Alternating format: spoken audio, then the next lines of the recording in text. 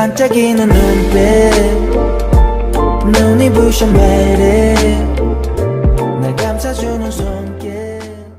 Dora, where are you? Park Dora had left a letter for Pil Sung at the hospital and had then departed. Pil Sung, with trembling hands, read the letter as his emotions surged. It's me, Pil Sung. Don't forget that I am the best actress in South Korea. Today, I will reveal how Dora intends to ensure that Gong Jin-dan suffers in prison for the rest of his life. Following the accident, Dora had been rushed to the hospital where the doctor delivered the devastating news that she might never walk again. This tragic update elicited profound sympathy from many, including her mother, Baek Mi Ja, overwhelmed by guilt for her past neglect of her daughter. Baek Mi Ja hurried to the hospital where Dora had been admitted. Upon reaching Dora's hospital room, Baek Mi Ja opened the door and called out her daughter's name with a trembling voice. Her eyes were brimming with tears and her body shook uncontrollably. The sight of Dora lying pale on the white hospital bed with a wheelchair nearby and thick bandages wrapped around her legs was heart-wrenching for Baek Mi Ja. Witnessing her daughter's suffering made Baek Mi Ja feel as though she was enduring the pain herself. She longed to comfort Dora and apologize immediately, but the weight of her past mistake made it difficult to approach. She remembered how she had neglected her family and abandoned Dora while pursuing her own desires.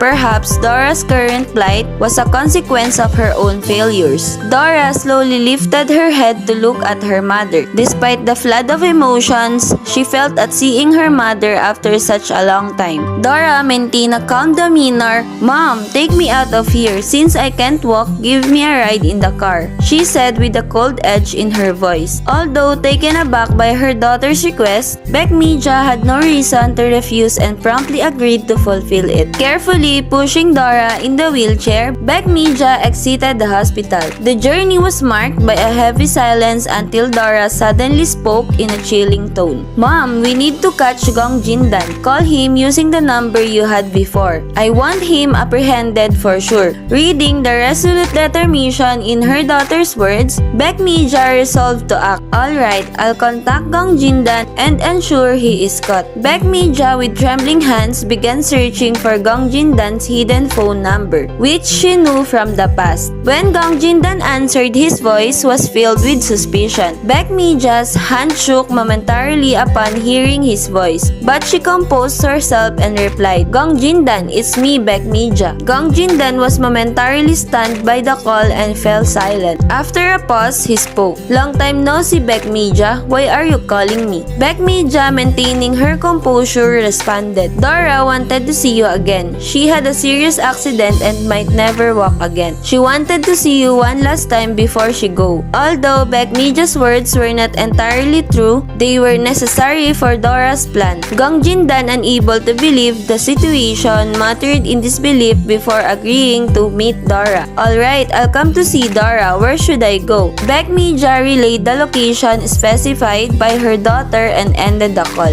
At that moment, Dora smiled at her mother, not a mere expression of joy, but a smile of triumph for having orchestrated her revenge. "Thank you, Mom. It's all over now." Though Baek Mi Ja heard her daughter's words, their meaning eluded her, replaced instead by a strange sense of unease. Nonetheless, she resolved to follow Dora's wishes, convinced that she could do anything for her daughter. Dora had already notified the police and was waiting for Gong Jin-dan's arrival. Her plan was meticulously crafted to ensure Gong Jin-dan would not realize he had been ensnared. When the appointed time arrived, Gong Jin-dan appeared at the designated meeting spot, walking towards Dora with a relieved smile. "Dora, I'm glad to see you again." Suddenly, police officers emerged from all directions, causing Gong Jin-dan to turn in surprise. "What is this?" he exclaimed. The police quickly subdued him, and despite his attempts to break free, the situation was beyond redemption. "How could you deceive me like like this? Gong Jindan shouted angrily at Dora, who responded with a calm smile. You brought this upon yourself, Gong Jindan. It's time for you to atone for your sins. Dora's calm demeanor only heightened Gong Jindan's disbelief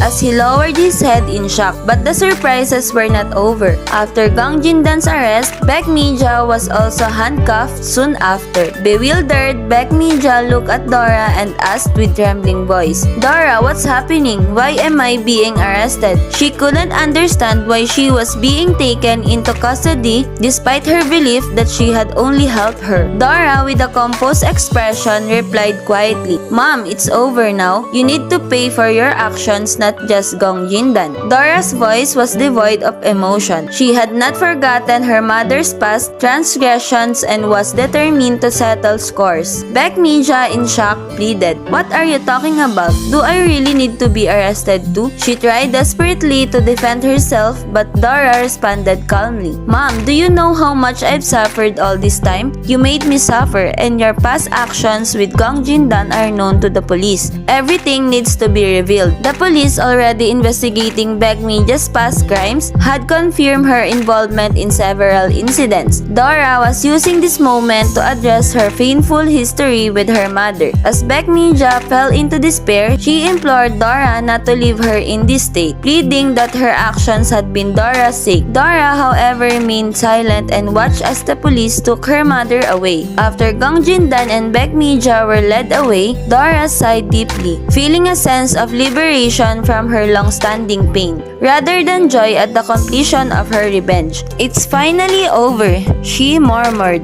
overwhelmed by a mix of emotions. 'Cause you are beautiful, a beautiful stranger.